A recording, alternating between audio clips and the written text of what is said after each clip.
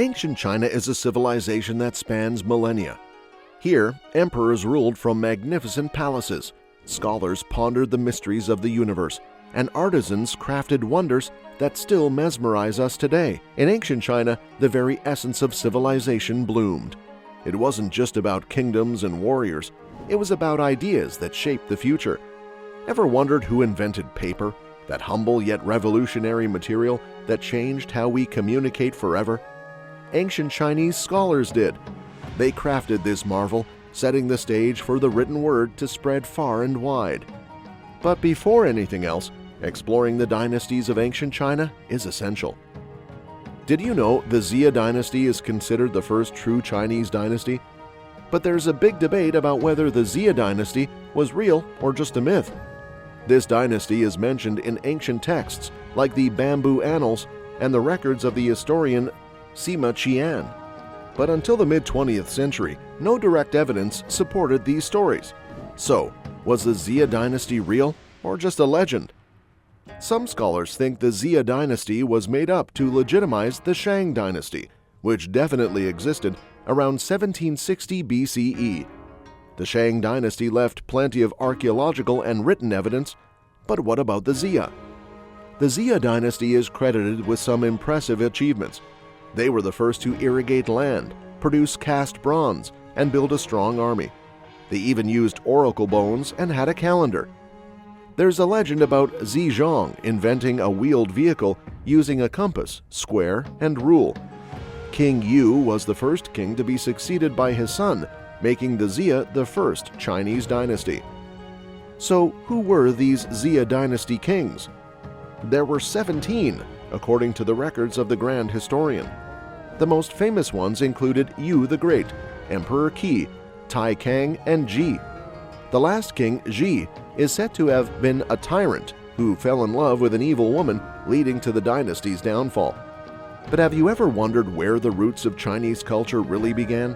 Let's dive into the fascinating story of the Shang Dynasty, which many believe to be the true start of Chinese civilization.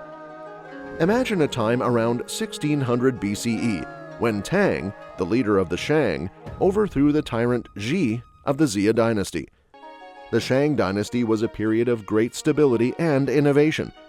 What kind of advancements do you think they made back then? For starters, they were pioneers in bronze casting, creating stunning artifacts and powerful weapons. They also developed an early calendar, refined religious rituals, and even laid the groundwork for writing. Their first king, Tang, set the tone for the dynasty by focusing on the welfare of his people rather than indulging in luxury. How many leaders can you think of who did that? One of the most dramatic moments in the Shang's rise to power was the Battle of Mingqiao.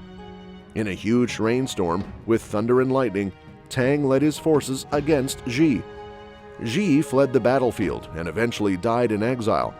With Ji out of the picture, Tang abolished his oppressive policies and introduced a new, fair government.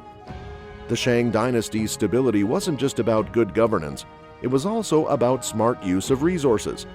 They utilized the fertile loess soil along the Yellow River to grow more food than they needed.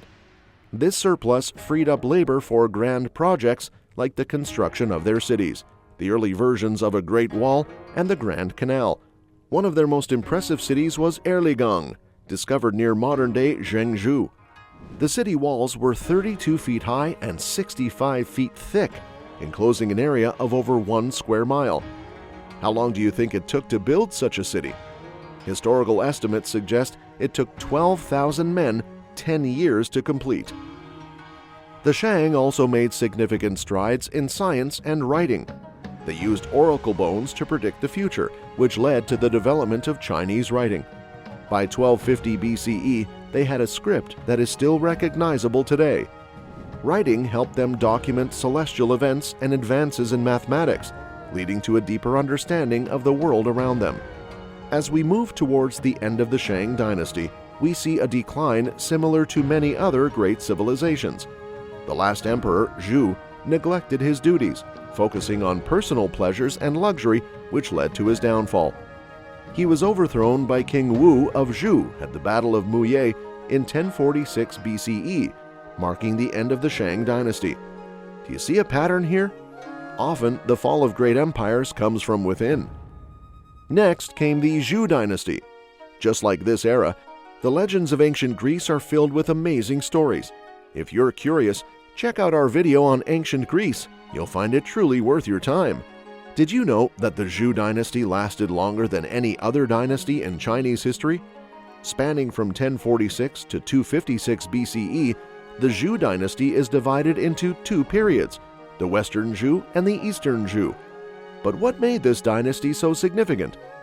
The Zhou Dynasty followed the Shang Dynasty and was eventually succeeded by the Qin Dynasty. One of the key concepts the Zhou inherited and developed from the Shang was the mandate of heaven. This idea that the ruling monarch was divinely appointed shaped Chinese politics for centuries. Ever wondered how a king could lose his divine right to rule? Well, according to this belief, if the land suffered or the people were unhappy, it was a sign that the king had lost the god's favor and could be overthrown. During the Western Zhou period, the society was quite similar to European feudalism. Nobles owned land granted by the king, and peasants worked this land. This period was marked by cultural advancements in music, poetry, and philosophy. Have you heard of Confucius or Lao Tzu? Their ideas flourished during this time, contributing to the rich tapestry of Chinese thought.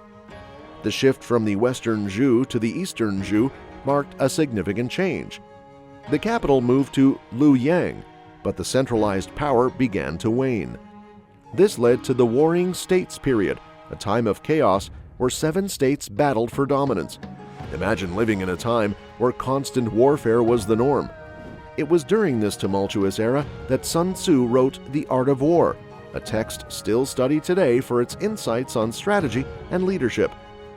Despite the chaos, the Eastern Zhou period was also a time of incredible cultural output. Philosophers like Mo Ti and Shang Yang offered differing views on how to end the violence. Do you think a pacifist approach would work in such a time? Mo Ti thought so and traveled from state to state, promoting his ideas of defense and equality in the hope of achieving peace. The Zhou dynasty's contributions to Chinese culture were immense.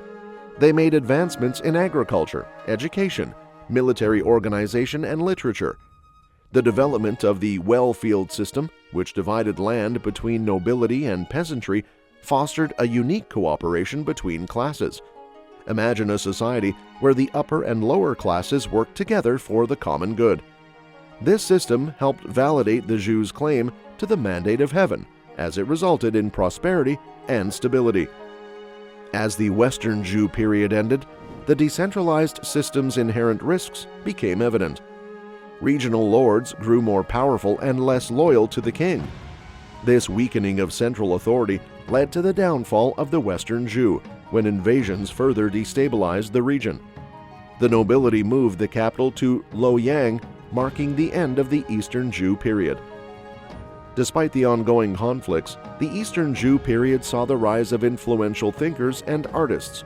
Confucius, Mencius, and Lao Tzu emerged during this time, shaping Chinese philosophy and culture.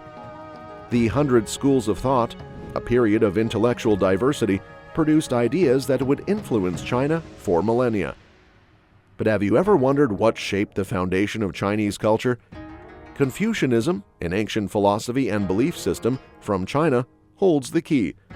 Confucius, the man behind this influential philosophy, lived from 551 to 479 BCE.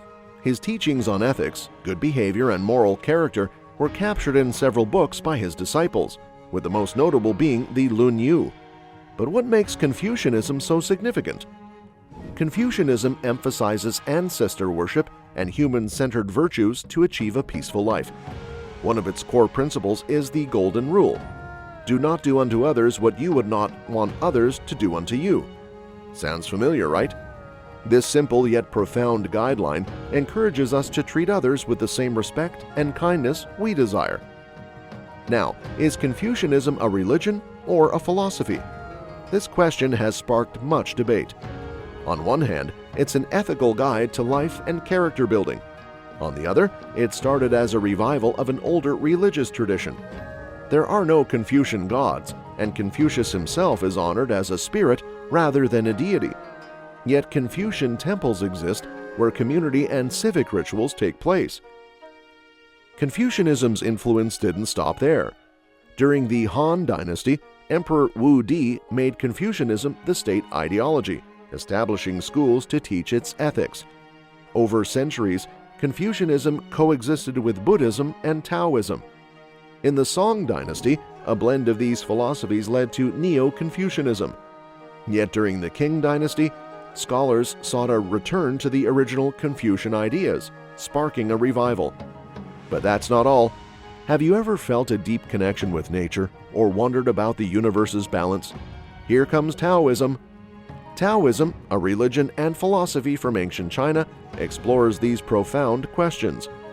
Linked to the philosopher Lao Tzu, who around 500 BCE wrote the Tao Te Ching, Taoism teaches that humans and animals should live in harmony with the Tao, or the universe. The Tao Te Ching, or the Way and its Power, is a collection of poetry and sayings guiding Taoist thought. While traditionally attributed to Lao Tzu, evidence suggests it's a compilation of earlier wisdom. Taoism emphasizes living in balance with the Tao, the universe's way. It introduces the concept of qi, the energy that flows through everything. Unlike other religions, Taoists don't view this energy as a god. Instead, gods in Taoism are part of the Tao, just like all living things. Taoist temples and rituals serve communities, fostering this universal harmony. Central to Taoist belief is the idea of yin and yang, representing pairs like light and dark, hot and cold. These forces work together to form a complete whole, showing the interconnectedness of everything. Can you see examples of yin and yang in your own life? Look into your mind and you'll definitely be able to find one. Taoism flourished during the Tang Dynasty and coexisted with Buddhism and Confucianism for centuries. However, the communist takeover in 1949 led to a decline in its practice. Despite this, Taoism remains influential, especially in Taiwan and increasingly in modern China. And that's it for today. Thanks for exploring ancient China with us. If you enjoyed uncovering the mysteries of this incredible civilization, don't forget to check out our video on ancient Greece. Dive deeper into another fascinating chapter of history. Subscribe and hit the bell icon to never miss out on our latest uploads.